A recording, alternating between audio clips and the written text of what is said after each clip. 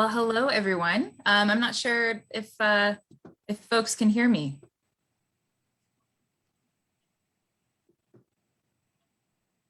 Adil, do you want to confirm if folks are tuned into the webinar and if they can hear me?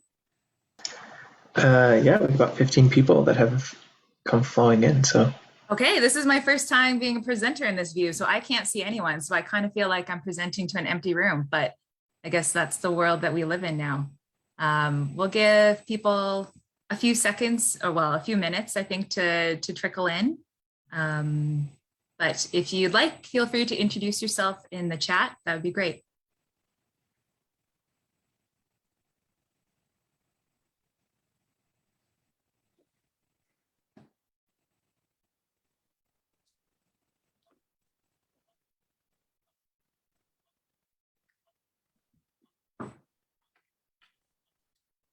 Last night we had a meeting in Dawson and we were on Dawson time. So we started about half an hour later, but we won't wait that long.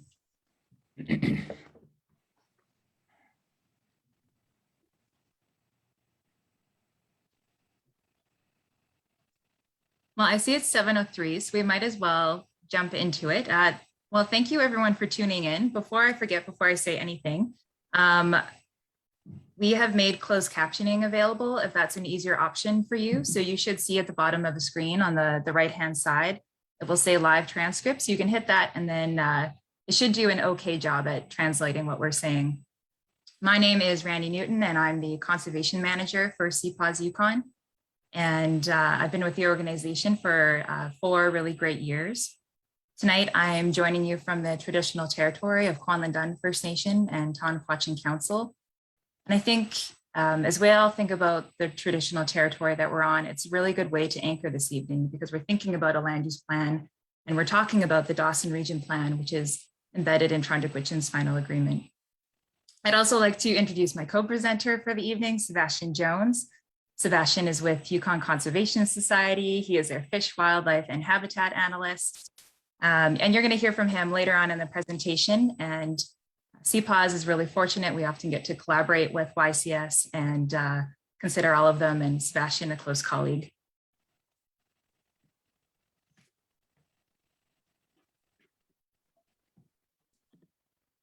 So our goal for this evening is really to share our perspectives on how this draft land use plan could be strengthened to better protect the values that are in this region. We have major caribou herds, we have salmon, wetlands, and we have the cultural connections and these deep ways of life that are connected to all these species.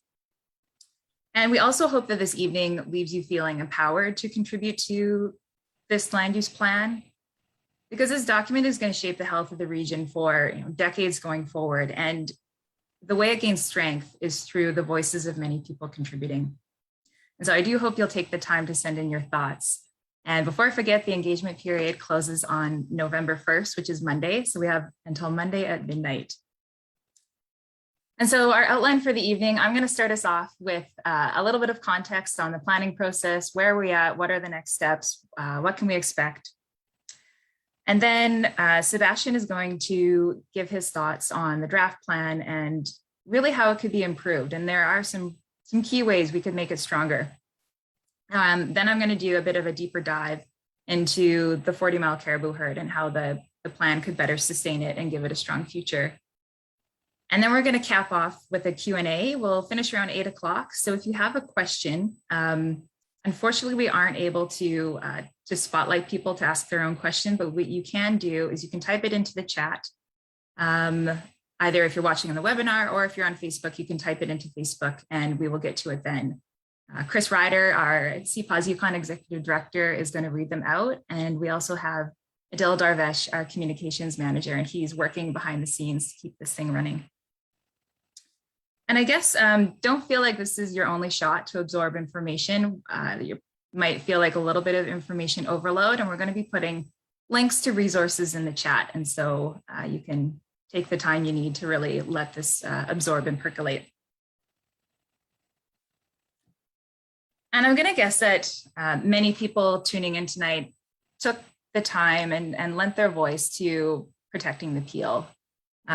And even if you didn't have a chance to do that, you've probably seen all the stickers around town of protect the peel, or you've heard about what that area means to people and how important it is to people.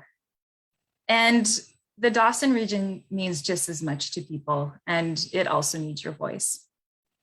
And I think many people think of the Dawson region and they think Klondike Gold Rush, they think modern mining. It's just this short history of mining, which extends back 100 years, about 120 years, has really become ingrained in this kind of popular perception of the region. But it's really much more than that. I mean, the history of Tr'ondëk Hwëch'in people extends back at least 15,000 years. And the lands and waters and wildlife of the region, sustain people and sustain a really important way of life. We have ridges in the west of the region where we find the 40-mile caribou herd. There's ridges in the north where there's Tombstone Park, wolverines and grizzlies and salmon that make their way up the Yukon River. And it is true, mining has touched this landscape, more so than the peel. But I think an argument that you can make is that that makes what remains even more precious and vital to protect and to steward. So I don't have enough time tonight to do the region justice, but I do invite you to explore it through one of the things that we've put together, and that is a really gorgeous story map that my colleague Malcolm Boothroyd has put together. And it takes you on this journey through the Dawson region, and Chris is going to pop a link into the chat, 2 links actually. One is for the full story map where there's video, and then if you have a more typical Yukon internet connection or a little laggy connection, there's a static map you can journey through as well. Definitely, I would check that out. And before I pass it over to Sebastian, which I'm going to do soon, I just wanted to take a second to touch on where we're at in the planning process and what's coming next. And there's a lot going on in this image. It might be a little bit overwhelming, but I really like it because it starts at the umbrella final agreement, which was signed in 1993. And that's really what this plan flows out of through Chapter 11 of that agreement. And Tr'ondëk Hwëch'in signed their specific agreement 5 years later.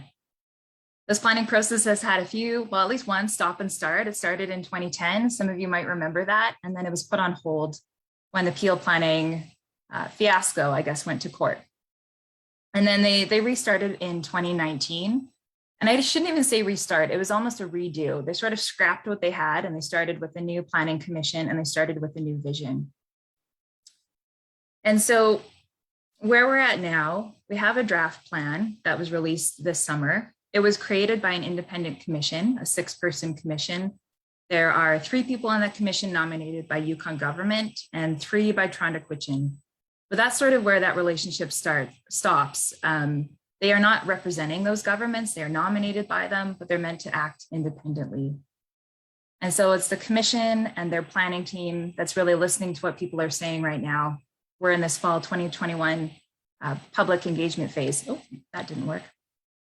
And from that, they're going to take this draft plan, take this input, make sure it aligns with the final agreement, hopefully, if all goes to plan or as intended, and then develop a recommended plan. And it's this recommended plan that they take and they put in front of Yukon government and Tr'ondëk Hwëch'in. And it's at that stage that this plan can be accepted by those governments, but more likely what's going to happen is that it's going to be put back out for comment, and there's likely going to be another public engagement period. And I think that's all I needed to say. So I'm going to pass it over to Sebastian. I'll stop sharing my screen and you can share his.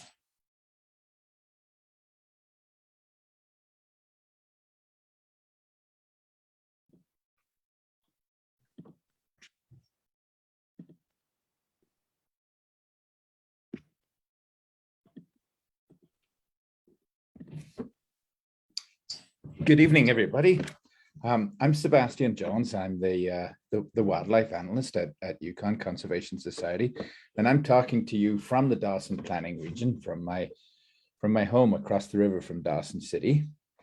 I've lived in the planning region for over 40 years now, and it's been a great privilege of mine to be able to live on this land of the Tr'ondëk Hwëch'in for so long. And I suspect I will continue to live here for as long as I'm able. What I want to do is give you guys here a glimpse of how we can make the Dawson land use plan a bold and visionary plan. I'm going to argue that it's not really a bold and visionary plan right now. So this here is a map of the planning region. This is the area that is being planned. I don't know whether you can see my cursor on the screen. You can? Oh, that's good. Okay, so there's some things I want to draw your attention to. Here, where's my, I can't see my cursor anymore. Great. Right in the middle of the planning region is Dawson City, okay, right here. And the other really important thing to bear in mind is the Yukon River, which flows from south through Dawson City up into the northwest. There are other major rivers too. Here's the White River, and the forming part of the boundary of the planning region is the Stewart River. Here's the Klondike Highway, top of the World Highway, and the Dempster Highway. Here's Tombstone Park. So there's kind of an orientation. The things that I want us to know is what these colors mean. So we've got the key here is pretty hard to see, but what it means is there's the brightest green colors here are the areas that have been set aside for what's called a special management area level 1, which is the sort of the maximum protection. It's the equivalent to Tombstone Park. So these two areas are the only areas that have been set aside for full legal protection in the Dawson Plan. It adds up to 3.8% of the planning region.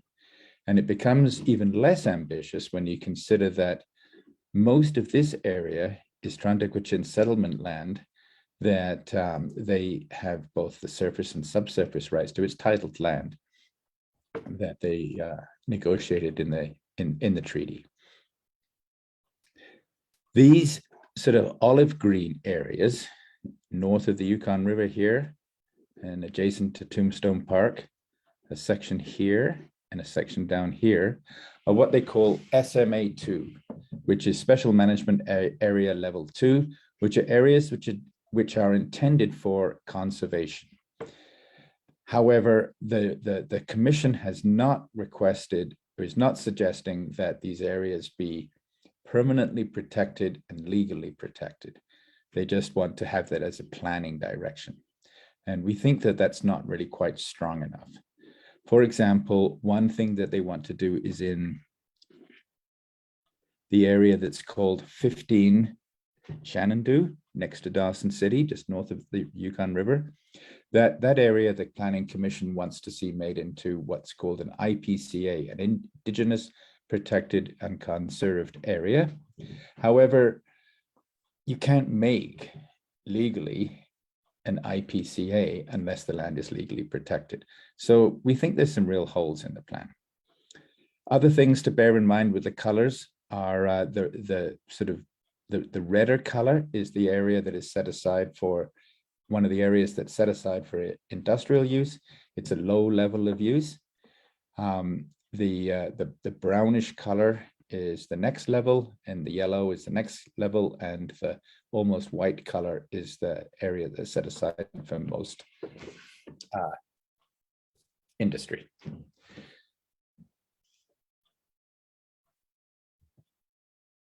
Okay, so land use plans are typically made, well, we think of land use plans as being made for people. But I want to argue here that we'd probably be better off if we made our land use plans for caribou.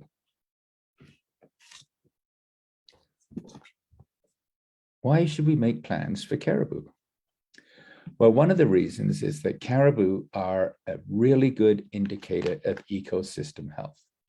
If we have caribou in healthy numbers on the landscape doing what caribou is supposed to do, it means that we've got a healthy ecosystem. Caribou are also what we call an umbrella species.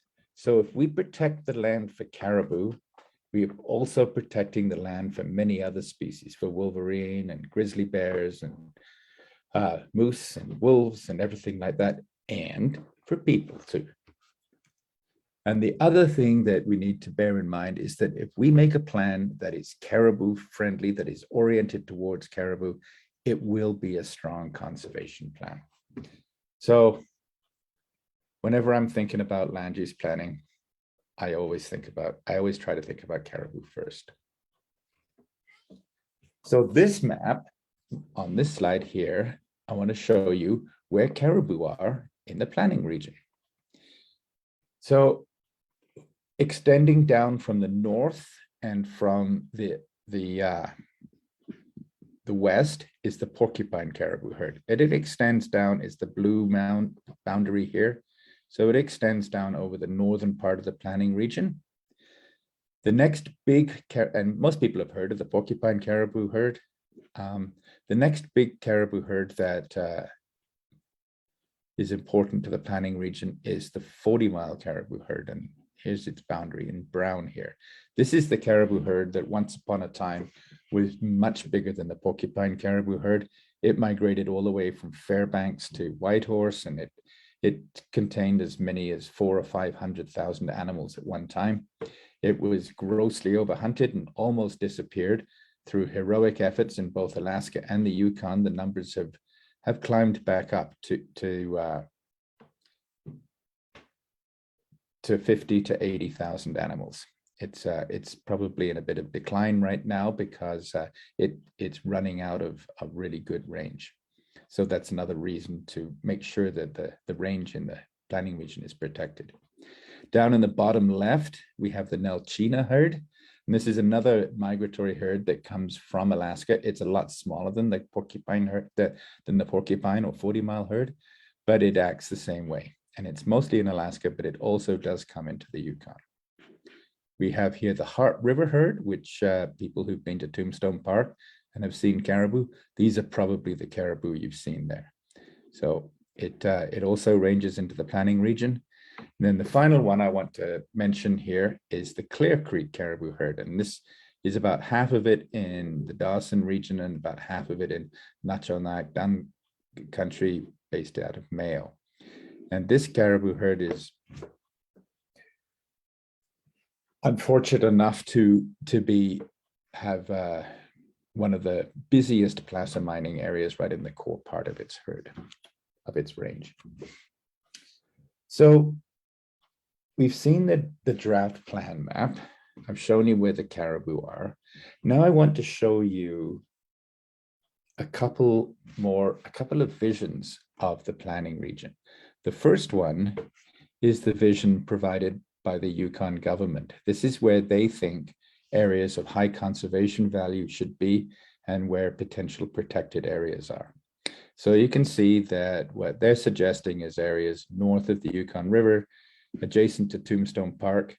It's a good idea to connect up protected areas so that natural processes can migrate across.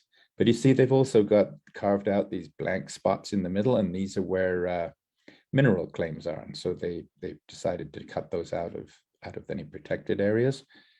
A couple of other things to think about is this area is actually more as a percent of protection than what the Planning Commission has suggested. But one thing that it doesn't do is it doesn't identify the two areas that were suggested by the Planning Commission. So the area down along the Alaskan border that is set aside for the 40-mile caribou herd, and Randy's going to tell us all about that later on, and also the area along the Klondike River that the Tr'ondëk Hwëch'in had that was set aside for Tr'ondëk Hwëch'in settlement land.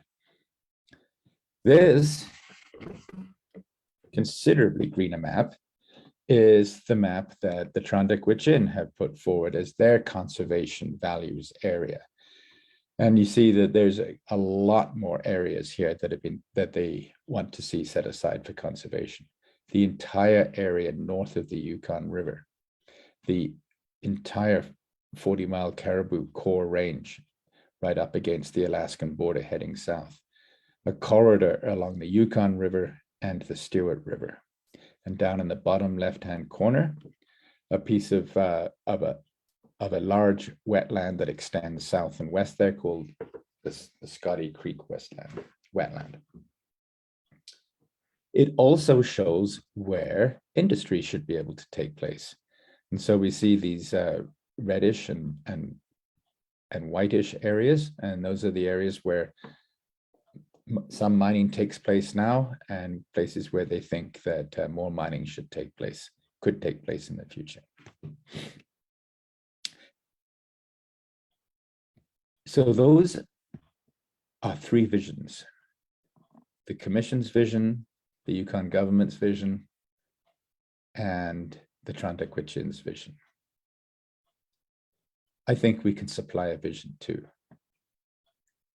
I think, well, what I want people to do in the few remaining days that we've got left of this consultation is to paint this map green, to ask the Planning Commission to modify this draft so that it's a good plan for caribou. So the core range for the 40-mile herd along the Alaskan border, the range of the porcupine herd and the Heart River herd and the Clear Creek herd are all protected. If we can get that done, we would have done a wonderful thing. Okay, so that's the end of my presentation. And so I'm going to let Randy take it back.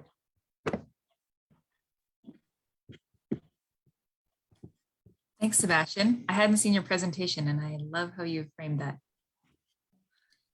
Before I jump into it, I believe Lois in the chat has asked for the levels of, or what percentage of the region is allocated to different levels of development. Sebastian, can I send you on a hunt for that map if you're able to find it or to answer that question? And I will jump to my. I've got a list. I can. Okay. I'll try and paste it into the map there. Yeah. Great.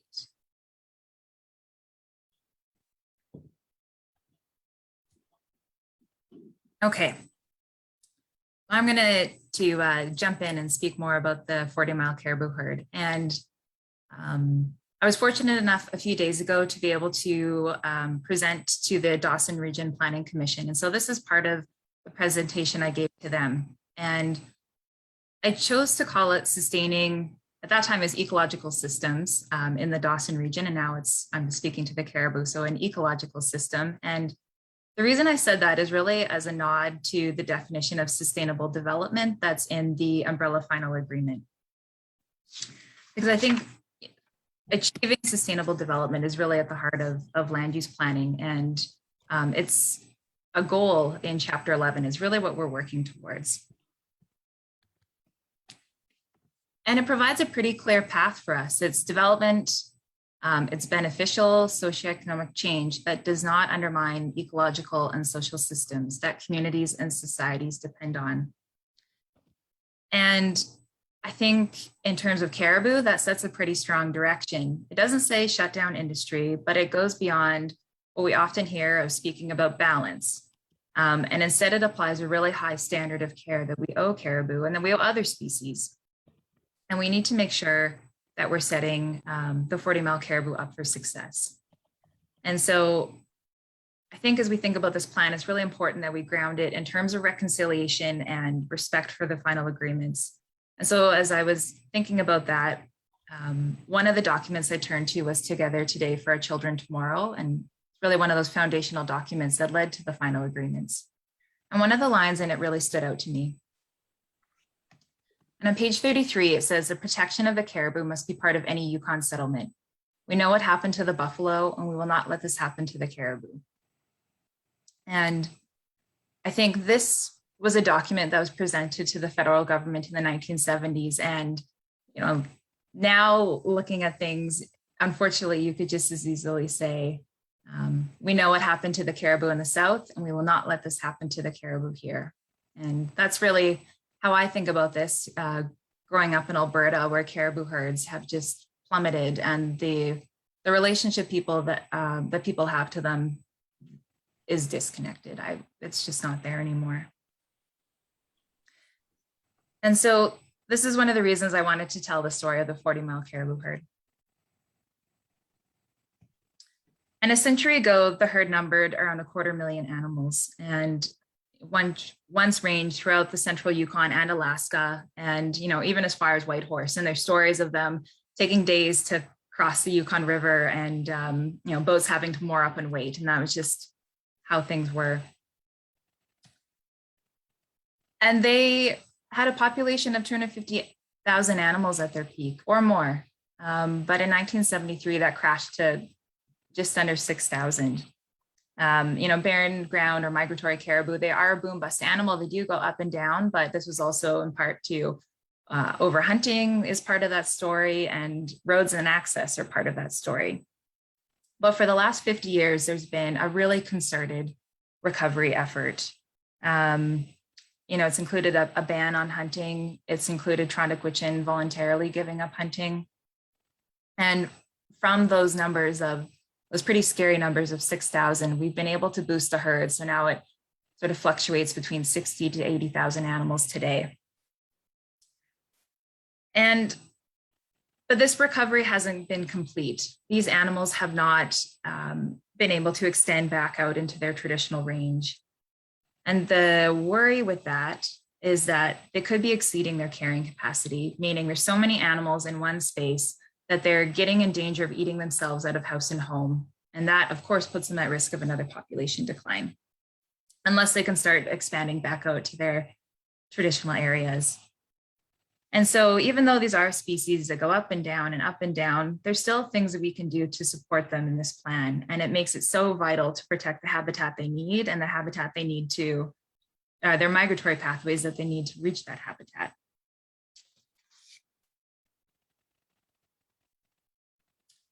And so one thing this draft plan has done, which is positive, is provide strong protection for the Matson uplands. And so you can see on this map, the Dawson region, the core range of the caribou and the Yukon. So that's a really critical summer and migratory and fall range is in yellow. And then Matson uplands, which is really the heart of their summer range, has been protected. And this will become one of those legally protected areas, sort of equivalent to tombstone level of protection that Sebastian was speaking to. But you can see for an animal where it's so important that they move and expand out, we've let a lot of this area unprotected. And while protecting that area is a really positive step, less than 1% of that area was actually staked for mining. And so we've protected it, and it provides a guarantee for the future, but it wasn't under immediate threat. And what this map shows, to orient you a little bit, so on the left in orange, we have that core range. You'll see a little bit of a slice of white through the middle. That's where the 60-mile river is. And so that's lower elevation. And so it's not counted as part of their core range in this map, and some it is. But of course, they still have to move through those areas. And what you can see is this green protected area that is sort of surrounded by these quartz mining claims. We have a red belt of claims to the north, and a red kind of spike of claims reaching up in the south. And that's not good for caribou. They are a sensitive species. And you look at these claims, and that means road building and exploration and advanced exploration and people out on the landscape, potential mine development, and all of that adding up to habitat loss and reducing the connectivity of the herd's range as they try to move through this landscape. And here's another view of what that looks like. And I think I found this map really helpful. Malcolm Boothroyd on our team created it, and it just takes away, sometimes it can be so hard to think about lines on a map, but this shows really what it would feel like to move through this landscape. And you can see how these claims that cross these really important migratory corridors would put the herd at risk. And so what we're worried about is habitat loss, directly through direct habitat loss, but also displacement. Caribou are really sensitive creatures. They tend to avoid development. Of course we see them on roads, but what happens when they're near roads, they tend to be more alert. They tend to be a little bit more stressed out, and that costs energy, and that's just not good for them as an animal. And so knowing that, what the plan has done outside the Matson uplands is made an attempt at a win-win solution.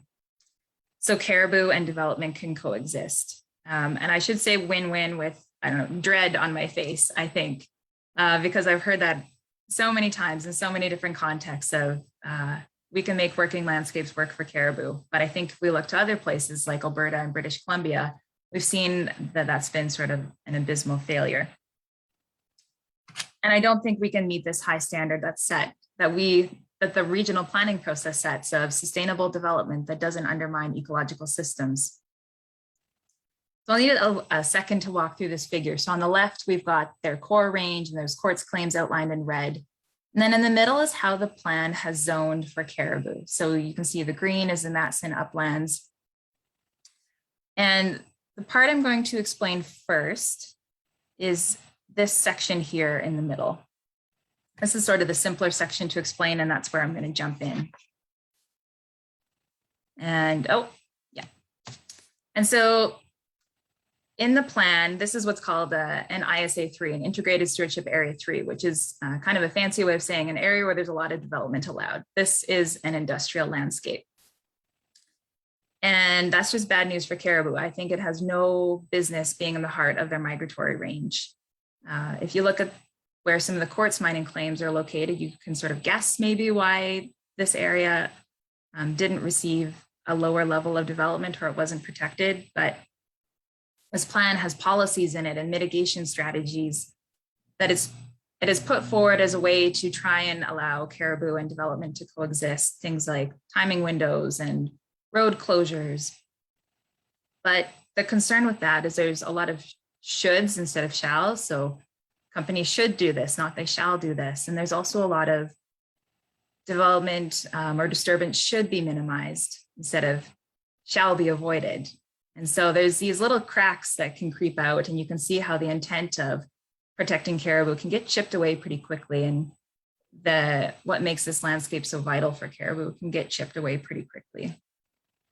And I don't know if I need to convince many people in the crowd of the failure of some of these, but I'm going to take us on a quick tour of how other jurisdictions have tried to manage caribou through this complex mix of mitigations and have ultimately failed.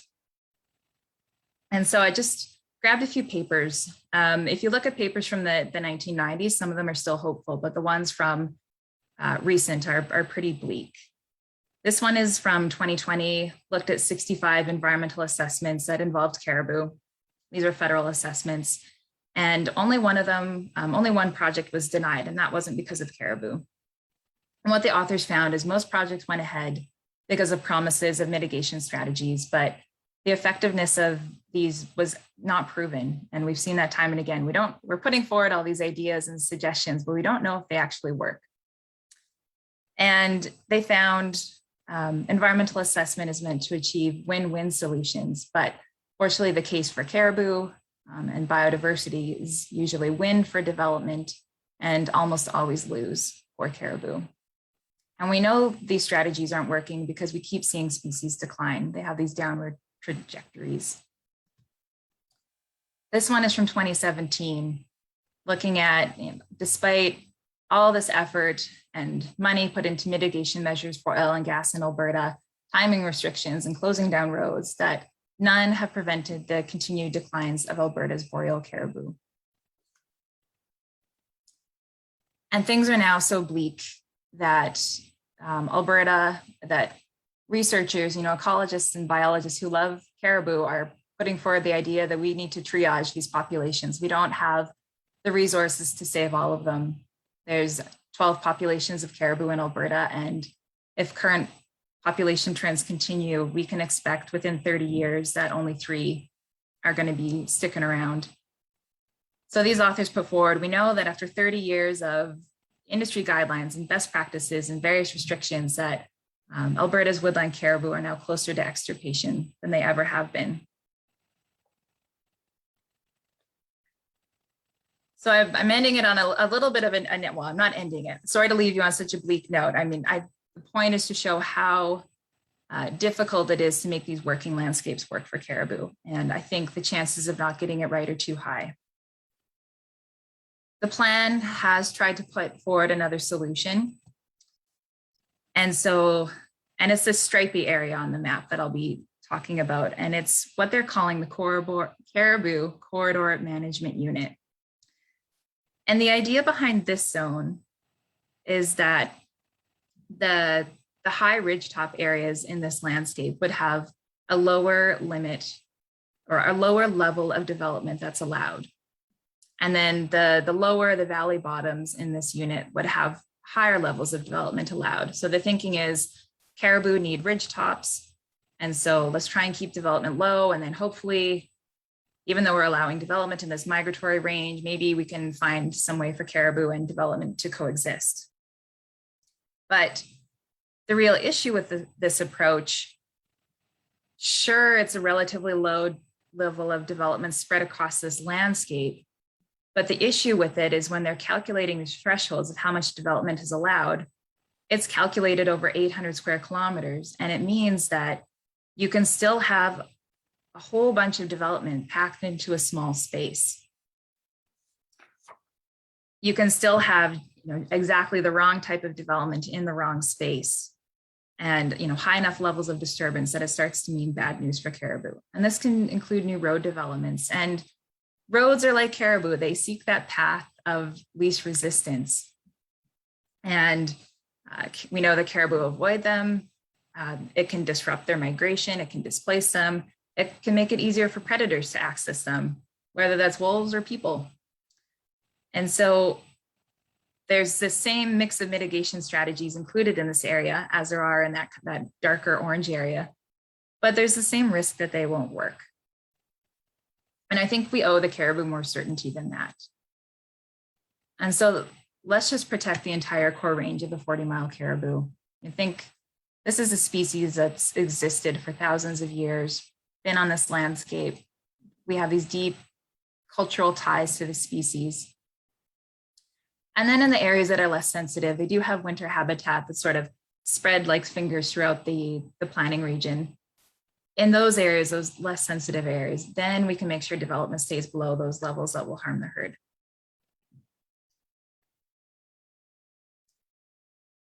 So I want to switch gears a little bit. And I guess I want to thank you for being here and thank you for listening this evening. And I hope, I know it's probably been a blur of information from Sebastian and I, but I hope it's filled in a few of the gaps. I hope the Q&A will also fill in some of the gaps that you might have. But I hope there's a bit of a foundation for you to write in and send a letter. And there's a few options. The one, sort of the hardcore option, is to go to the Dawson Region planning site. We can pop a link into the chat and you can take their survey. And the survey is about 20 questions long. And that's if you really feel like, you've got a strong background in the region and you're ready to kind of dive in. You can also, like Sebastian said, write in a letter and send it directly to the Planning Commission. And one tool that we've provided is a template letter. And it's fully, let me just jump to it if I can show you. So this letter lays out sort of some key recommendations that, looking at the plan, we think at a high level would make for a strong plan. It's fully editable because I think it's so important for people to add what matters to them, what resonates with you, what matters to you, why you care about the region. But this is meant to provide a starting point, because sometimes it's just hard to even find the language or the starting point to get started. Just as importantly, we've provided more background on these recommendations of why we think they're so important. If you can't remember, okay, the plan said these SMA2 should be SMA1s. Why did they say that again? You can click here and then feel confident that you know what you're sending in. Or you can just use this as a basis for copying and pasting and or to get some ideas going to send in your own letter. But I think what I want to get across is how important I think it is to speak up. You know, when I was presenting to the Planning Commission a few days ago, I presented on the importance of this core area to the 40-mile caribou herd. And it was later that afternoon that there was a Vancouver mining company that has claims in that area, and that's saying, you know, we think we can find a way that we can develop and that caribou will be okay. We can find a win-win solution. And so there's a relentless push for development in some of these areas. And I think it's so important for people to build a strong plan by speaking for what your values are, and then speaking for those who can't speak, the land and the wildlife and the water, and people who are going to come after us.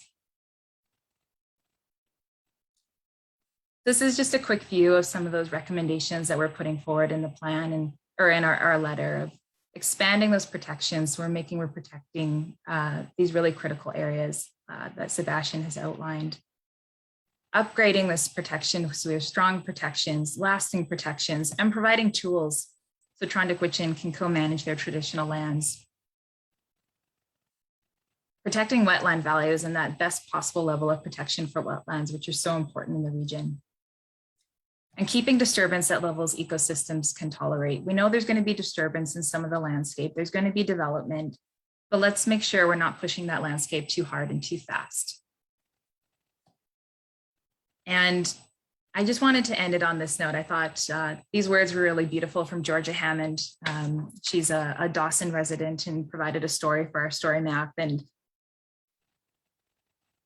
this process is so important. You think of the people who fought so hard to get to where we are today, to get to, who went to the federal government, who went to Ottawa in the 70s to push for the land claims, and then to push for the final agreements, and the regional planning process and upholding the Peel. And what we do in this region is going to affect the health of it for decades to come, and it's going to ripple forward for those future generations. So thank you very much for attending, and we're going to switch it over to the Q&A.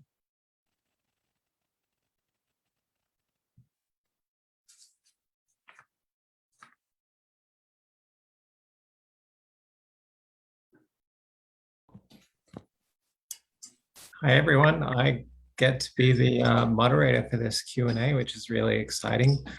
Thanks to everyone who's already shared questions. Just a very quick reminder that if you'd like me to ask a question on your behalf, just throw it in the chat and I will be really glad to read it out for Randy and Sebastian.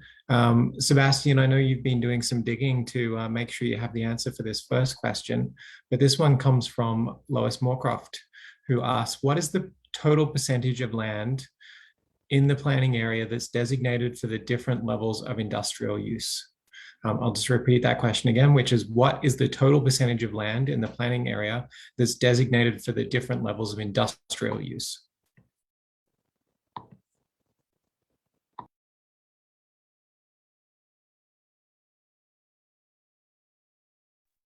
You're on mute.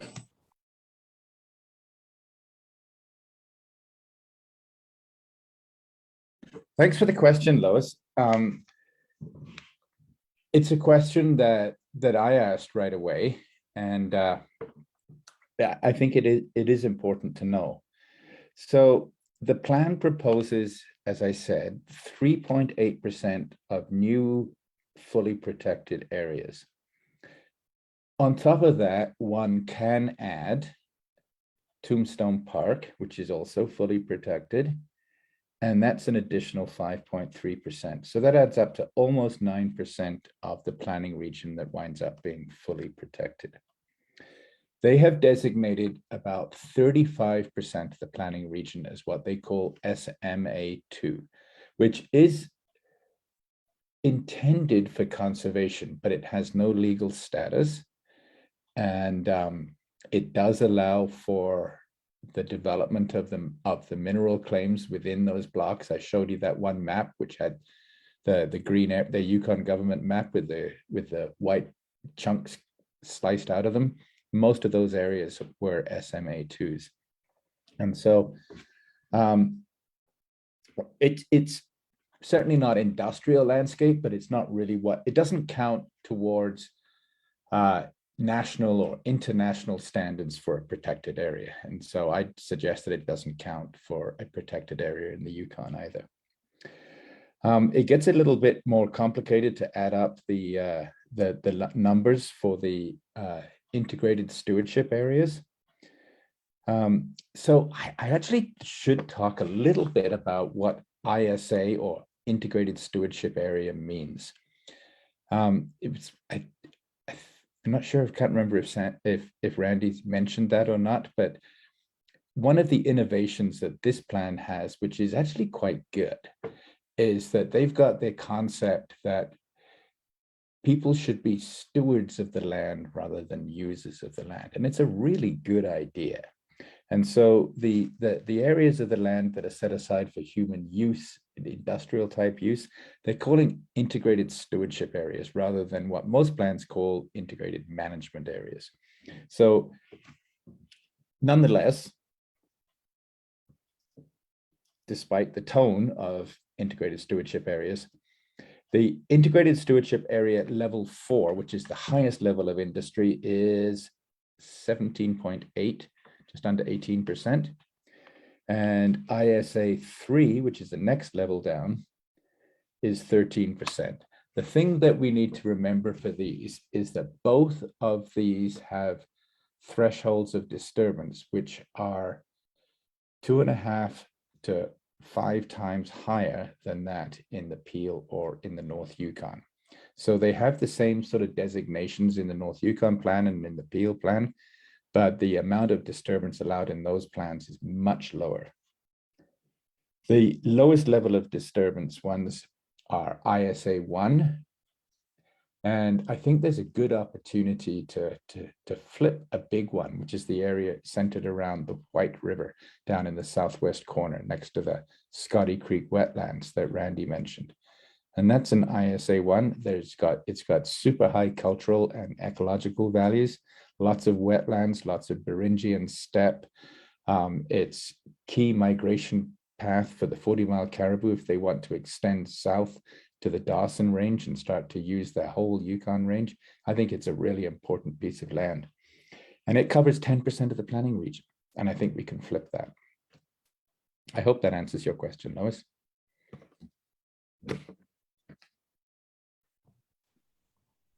Thanks, Sebastian. Randy, do you have anything you want to add?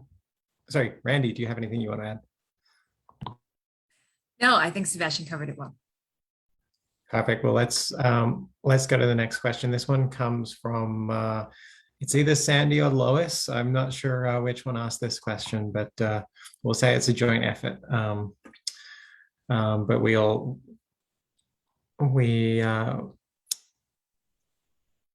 all right, sorry, no, I lost my thought and I lost my thing on the page. So I'm doing a wonderful job here, aren't I? Let's go to the question before I embarrass myself further. Has anyone documented the efforts, both social, cultural, and economic, already taken to restore the 40-mile caribou? And then a point, these efforts could all be for naught if the plan does not give caribou more priority, which is a good argument for Sebastian's pitch for a caribou-based plan. And just a note for Randy and Sebastian, I did post a journal article which actually looked specifically at those efforts into the comments.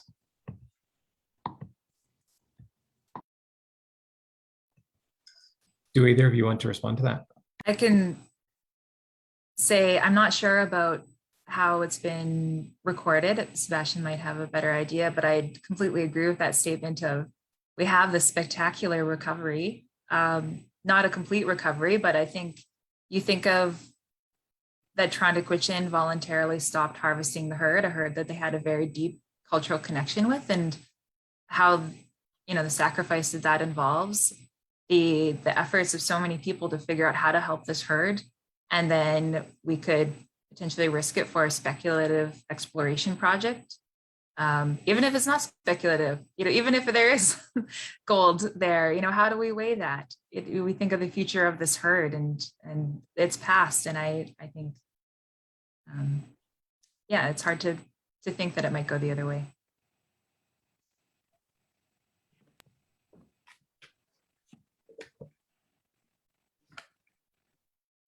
Thanks, Randy. Sebastian, do you want to add anything?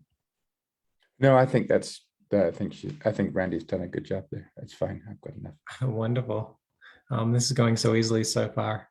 Well, the next question comes from JP.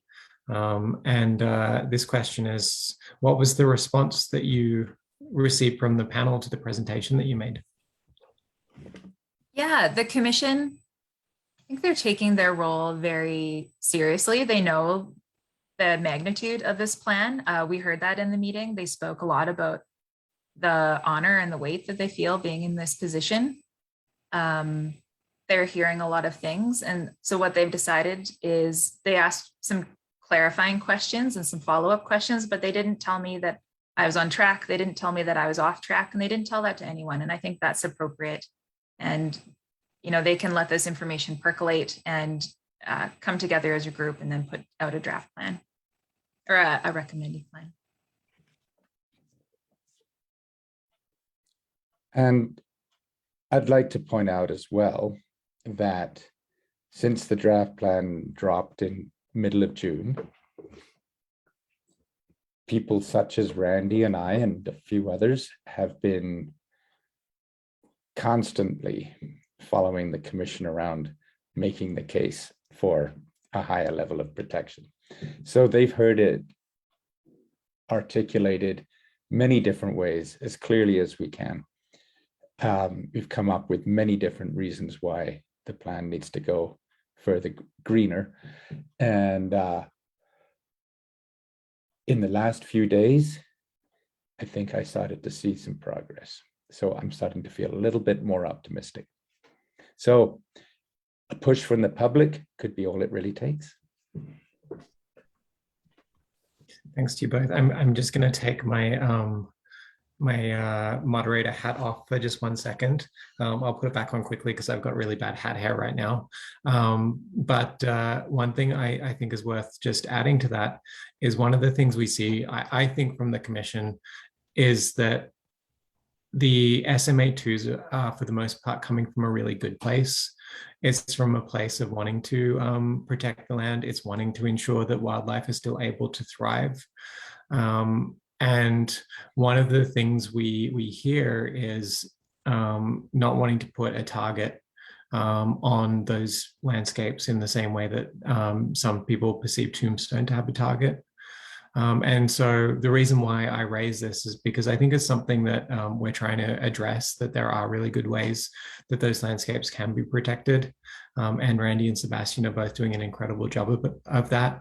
But it's just something to keep in mind when you're writing your own submissions, when you're editing that letter, is the reasons why they're thinking about that, because those rationales are the things that we're going to have to, we're really going to have to sort of help reassure them that there are the ways that they can actually achieve what they want to do, that include that additional protection that will actually help achieve what they want. And so I just wanted to make that very quick point before going to the next question. And that next question comes from Don Roberts. Don, I'm going to point this question to Sebastian. The question Don asks is Yukon government willing and able to regulate heap leaching mining to prevent practices that contaminate and destroy water and lands? The short answer is yes. We're really talking here about the land use plan rather than changes to the mineral development legislation, which are about to start happening. I would suggest that a question like that is probably better addressed directly to the Yukon government rather than to the Planning Commission. However, you know, like, I know what you're thinking about. You're thinking about the Coffee Gold Mine, which is in the planning region, and they do plan to have their plans include a very large heap leach to basically dissolve the gold out of the rock. And the plan, so far as I can remember, doesn't mention it at all.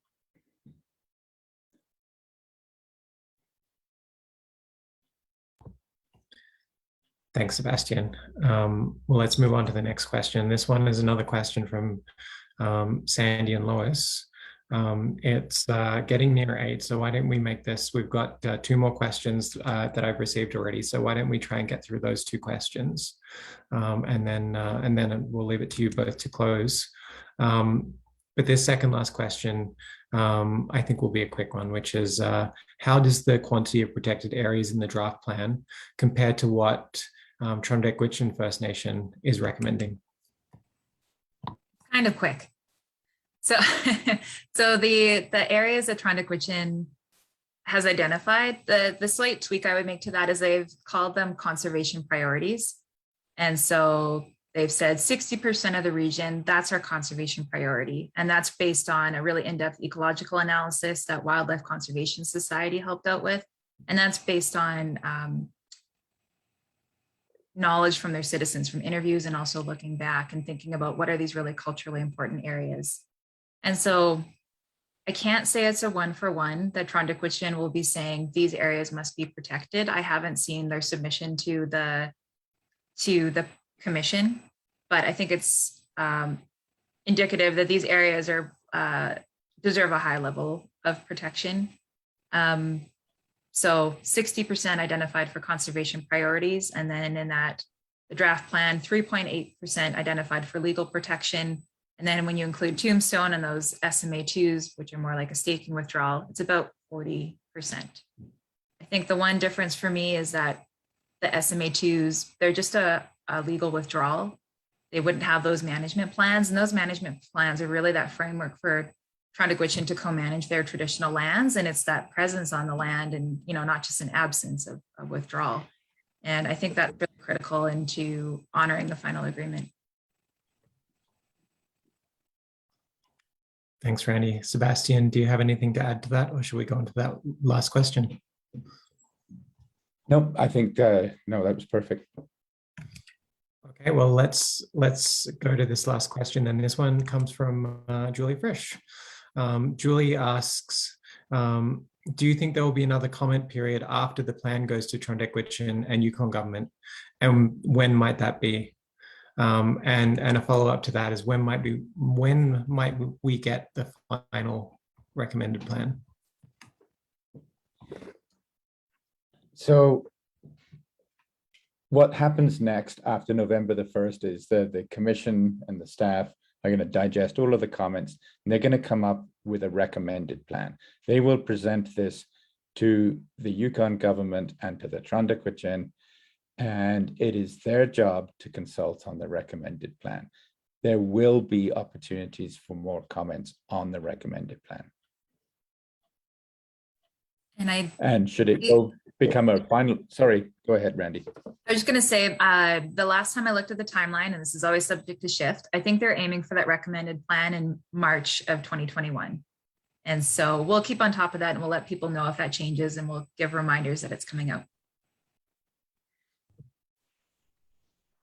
Thanks, Randy and Sebastian, for the Q&A, and thanks everyone for asking your questions. I will just very quickly follow up to say I did ask them just a few days ago whether they still thought that they would be able to meet that date, and they still feel like it's tight, but it's achievable, and they're going to work really hard, they said, to get the plan ready by March. So we'll see if they can achieve that. But with that, I'm going to switch my video off. Thanks so much for everyone for their questions. This has been a really great pleasure to be able to ask them on your behalf. Thank you so much. Yeah, well, thank you, Chris. And thank you, Richard. I saw you just popped into the chat. Yes, I meant March 2022. Time machine is not part of this plan. And I just want to thank everyone for being here tonight. It feels really great to be part of a community pushing for this plan that's good for caribou. So thank you. And I too want to say thank you to everybody for coming. And I especially want to say thank you especially to Randy for all of the work that she's been doing. And it has been a real pleasure to have someone working beside me along this. It's been really, really great. So thank you to Randy, and thank you to everybody else. And thank you to Adil for making the tech work. All right. Thank you so much, everyone, and have a great night.